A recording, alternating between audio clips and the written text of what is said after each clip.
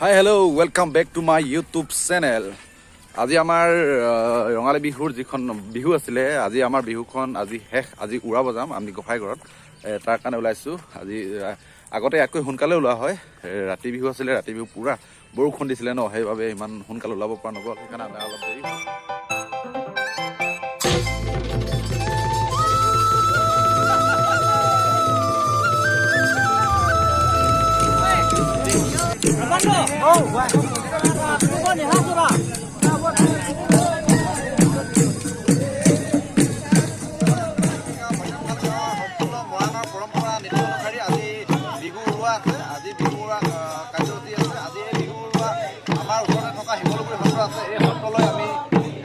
কেৱল 5খনমান গাঁও, প্ৰায় 5খনমান গাঁও একেলগ লগ হৈ আমি তাত গুৰু সেৱা কৰা হয়, গোসাঁই সেৱা কৰা হয়। আজি সেই আমাৰ বুধবাৰ যি গৰু বিহু আছিলে, বুধে গৰু বিহু, তাৰ পৰা আৰম্ভ কৰি মানুহ বিহু হৈ কিনি আজি আমাৰ সোমবাৰ পালেহি। প্ৰায় মোটামুটি 7 দিন বিহু হয় আমাৰ ইয়াত, ৰাতি দিন অনুসৰি ৰাতি বিহু হয়। প্ৰায় আজি আমাৰ বিহু মৰা পৰ্বটো আছে। আজি বিহু মৰা পৰ্বটো মোৰ ইউটিউব চেনেলত যিমান দৰ্শক আছে তেওঁলোকক দেখাব বিচাৰিছে। আজি আমাৰ ভকতসকলে নীতি নিয়ম অনুসৰি কেনেদৰে আমাৰ বিহু গোসাঁই বিহুখন কেনেকৈ উলিওৱা হয়, তেতিয়াহ'লে আমি আমাৰ গোসাঁইৰ বিহু কেনেকৈ উলিওৱা হয় মৰাণত আমি দেখাবলৈ যত্ন কৰিছোঁ।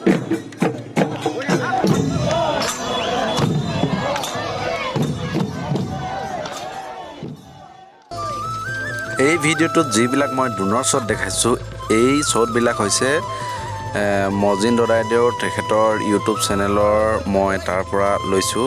তেখেতৰ চেনেলৰ পৰা এইবিলাক লৈছোঁ।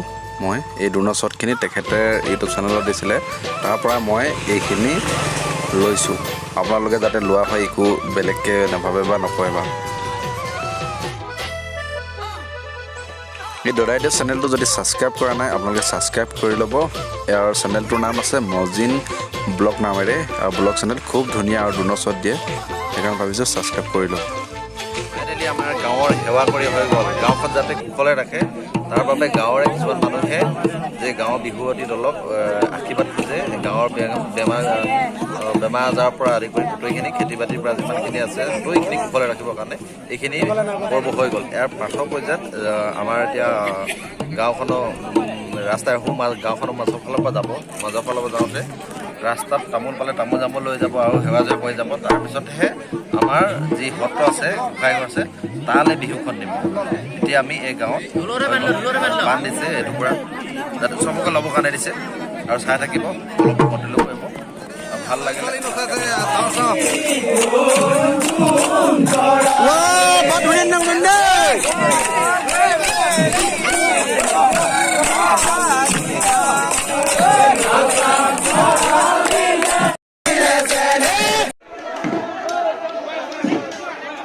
ফিল্ডত সেৱা কৰি বা ৰাইজৰ পৰা সেৱা লৈ বিহুৰ ডেকা আৰু গোটেই গাভৰুসকলে এইদৰে ওলাই গৈ গাঁৱৰ যিবিলাক ঘৰ আছে, ঘৰবিলাকত এনেকৈ কিছুমান বাটৰ মুখৰ ঘৰবিলাকত এনেকৈ বিহু এফাকি মাৰে, তামোলৰ সিনে কিবা দিয়ে, তেনেকৈ লৈ কিনি যায়।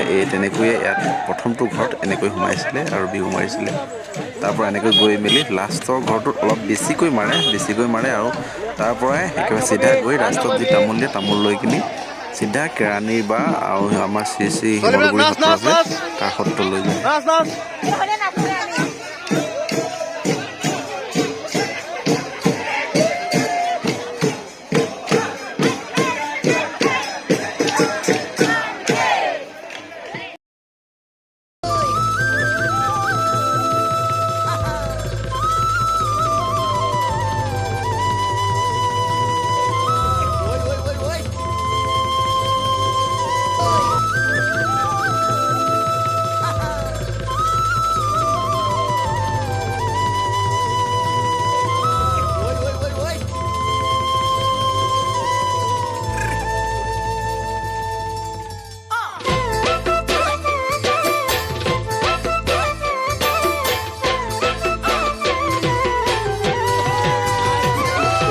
মেকআপ কৰি আছে।